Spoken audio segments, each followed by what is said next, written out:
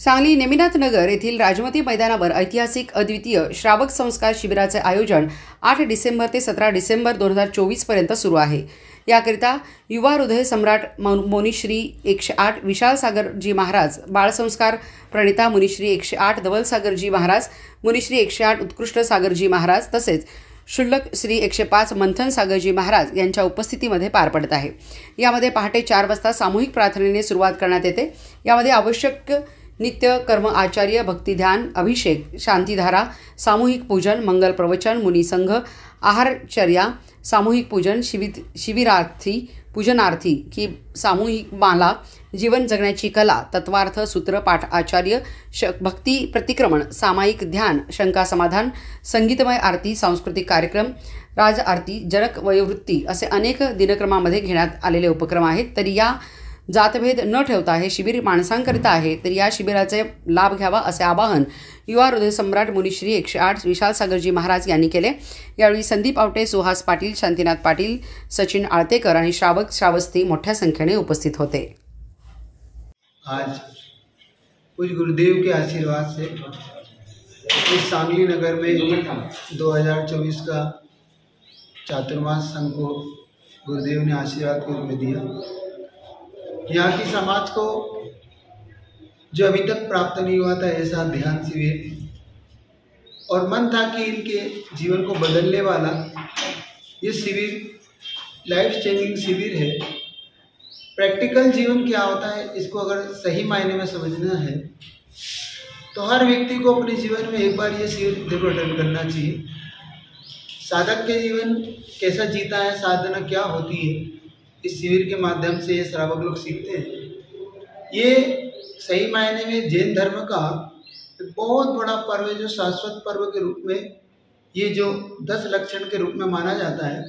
ये भादों के समय आता है, भादों के शुक्ल पक्ष में पंचमी से शुरू होकर ये पूर्णिमा तक चलता है।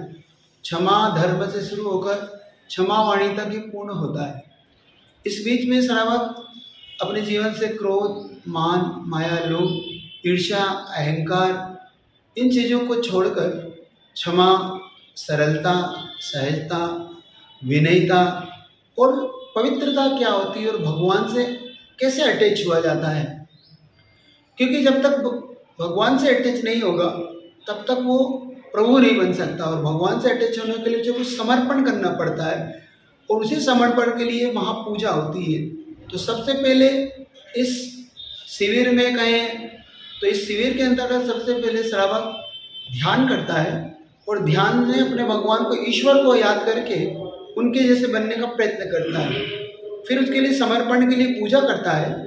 पूजन करने के बाद फिर शिविर में आकर दोपहर में वो अपने प्रैक्टिकल जीवन को, जिसको प्रैक्टिकल वर्कशीट कहते हैं हम लोग, तो उस वर्कशॉप में पूरा जीवन सीखता है।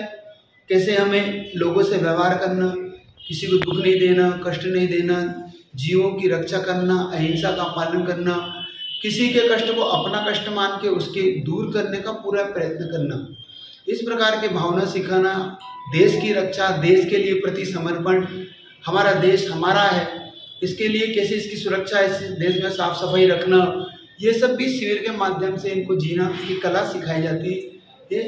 और दूसरे के साथ कोई ऐसा बर्ताव नहीं करना जिस बर्ताव से हमारे लिए जैसा कष्ट हमें होता है वैसा सामने को कष्ट होता है, ये सिखाने के संत शिरोमणी आचार्य गुरु विद्यासागर मुनी महाराज यांच्या आशीर्वादाने व परमपूज्य 108 आचार्य समय सागर मुनी महाराज यांच्या आशीर्वादाने 2024 पावन वर्षायोग विद्यासमय युवा जागृती अमृत महोत्सव या नावाने अतिशय सानंद संपन्नामध्ये गेली 10 दिवस सुरू आहे।